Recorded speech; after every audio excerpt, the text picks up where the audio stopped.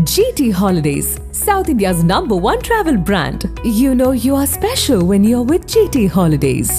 எங்க சேதாரத்துக்கு மேல கொடுத்தீங்கன்னா உங்க காசை வேஸ்ட் பண்ற மாதிரி தான்.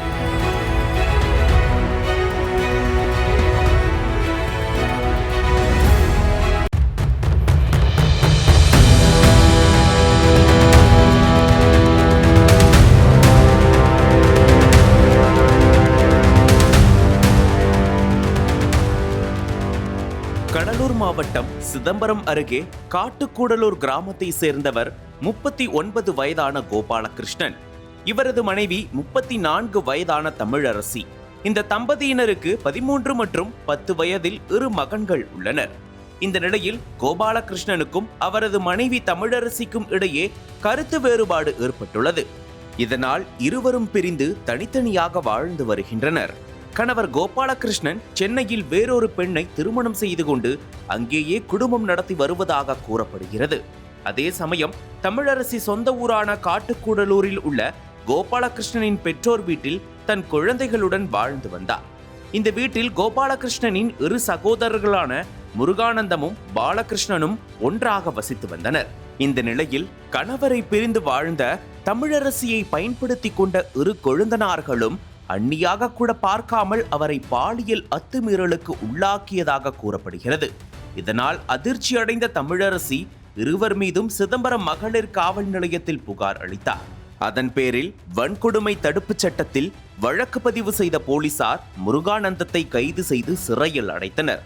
அதே சமயம் தலைமறைவாக இருந்த பாலகிருஷ்ணனையும் போலீசார் தீவிரமாக தேடி வந்தனர். இந்த சூழலில் முன்ஜாமீன் பெற்ற பாலகிருஷ்ணன் நவம்பர் 30ஆம் தேதி வீட்டிற்கு வந்து புகார் அளித்ததற்காக தமிழரசியை தாக்கியுள்ளார். ஆத்திரம் தீராத அவர் மறைத்து வைத்திருந்த கத்தியால் தமிழரசியின் கழுத்தை அறுத்து கொலை செய்தார்.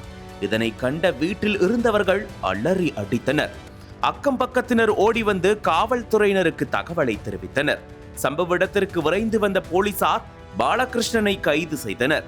தமிழரசியின் உடலை மீட்டு பிரேத பரிசோதனைக்காக சிதம்பரம் அரசு மருத்துவமனைக்கு அனுப்பி வைத்தனர். கடலூர் மாவட்ட காவல் கண்காணிப்பாளர் ஜெயக்குமார், சிதம்பரம் டிஎஸ்பி பிரதீப் உள்ளிட்ட அதிகாரிகள் சம்பவ இடத்திற்கு நேரில் சென்று விசாரணை நடத்தி வருகின்றனர். பாலியல் அத்துமீறலுக்கு எதிர்ப்பு தெரிவித்த அண்ணியை கொழுந்தனார் படுகொலை செய்த சம்பவம் பெரும் அதிர்ச்சியையும் பரபரப்பையும் ஏற்படுத்தியிருக்கிறது.